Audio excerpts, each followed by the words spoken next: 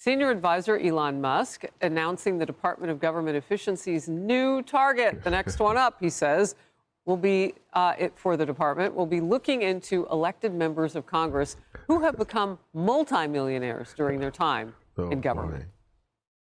Let's just say that there's a lot of strangely wealthy members of Congress where I'm trying to connect the dots of how did they become rich while earning, how'd they get 20 million if they're earning 200,000 a year? It sounds, that's how nobody can explain that. So something's, yeah, we're going to try to figure it out. It's called math, okay? When you can count and see what people earn, and you basically ask yourself, okay, so how does 2 plus 2 equal 1 million? Then people begin to, smile very sheepishly. It becomes very obvious that something doesn't add up. And certainly stop it from happening. Yeah.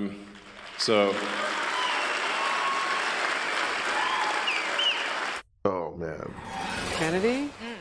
He's got a point. Do the math.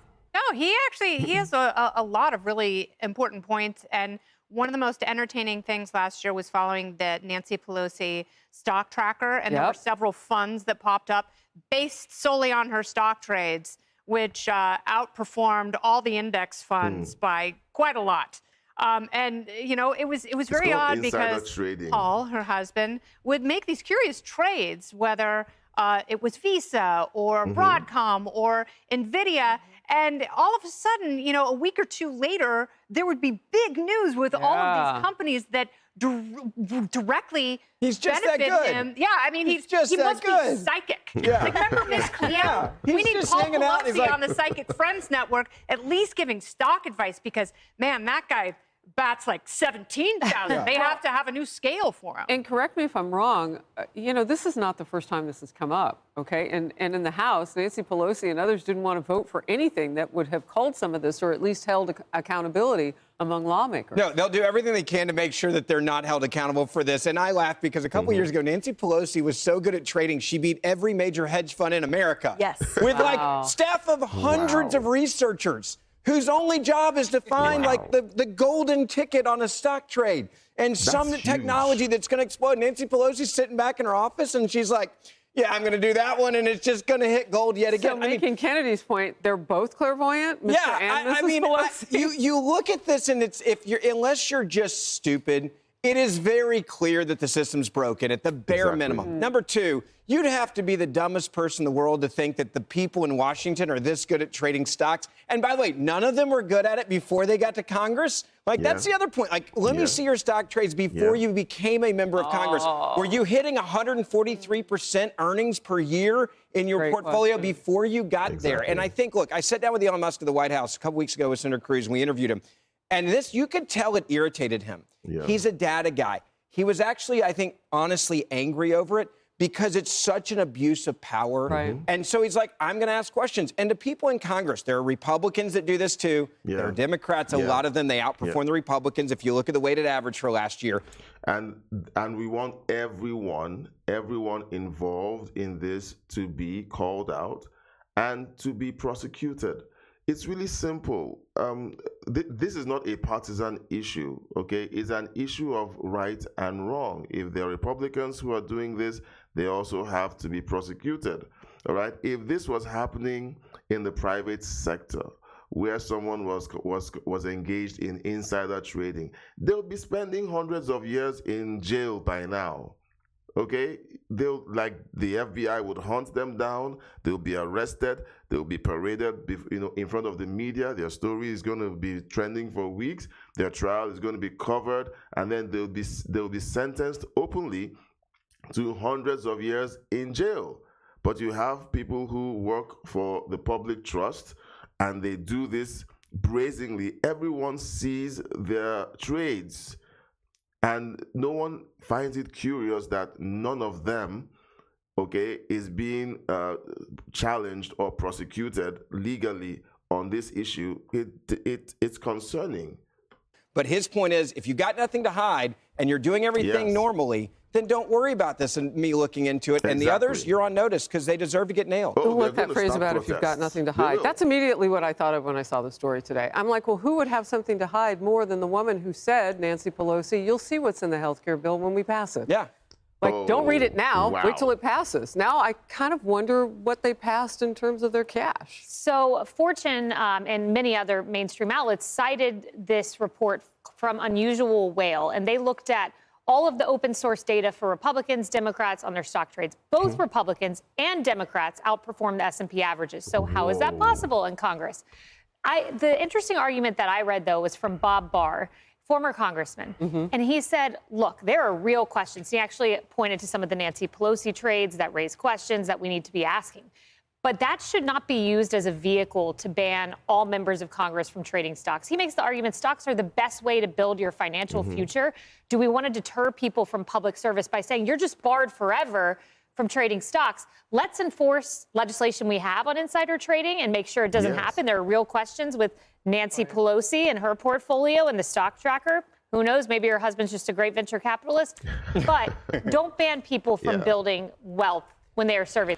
And if they are such great venture capitalists, then they should leave public office and just go fully into that line of business, okay? If they are so fantastic, all right? They're great at it. They can start a business, and you know what? They would make trillions, okay? They would make trillions on advising people on how to trade stocks, honestly.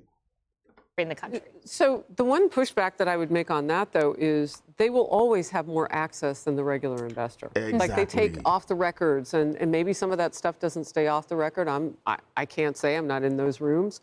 But it seems like they have an advantage anyway. Maybe it's not a lifetime ban, but certainly while they're in Congress. Well, and I think that's what Elon Musk is going to be looking at, which is essentially whether the advantage has been legally used. And at what point does the advantage become unconstitutional or straight up illegal? You know, and I want to point out sort of the backdrop. So as you pointed out, the Stock Act, that passed in 2012. And it's pursuant to that act, which is why all of these Democratic and Republican lawmakers have to publicly disclose in what they invest in. And then that's why the Nancy Unusual Whale Subversive Fund and then the Cruz, which is the Republican one, why they have the information to then trade based on the stocks that the lawmaker and their spouse have traded on. NVIDIA was $1 million gain, by the way, for the Pelosi family. So $1 million, that's a lot of money. We should all be a little bit like, that's a lot. That's a lot. And the second...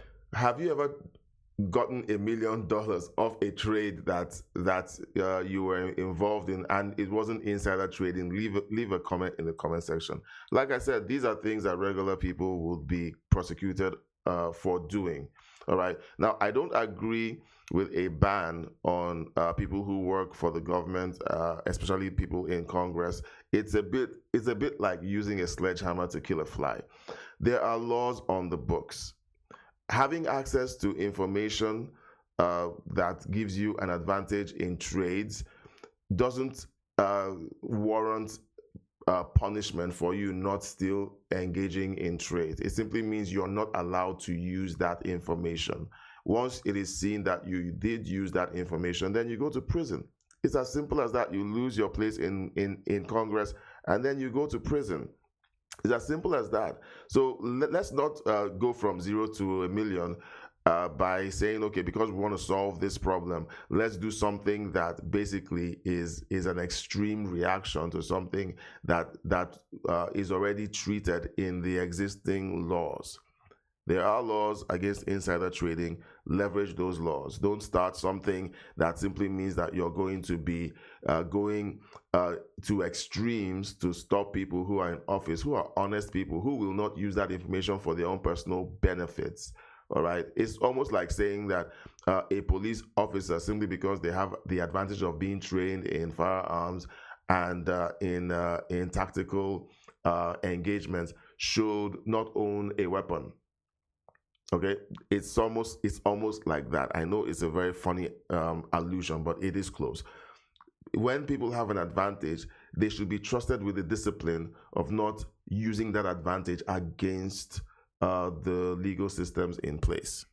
Distinction is the existing wealth as these Congress people entered Congress, because many of them obviously funded their own campaigns, right? They came into it as the founder of such and such, the founder of the such and such.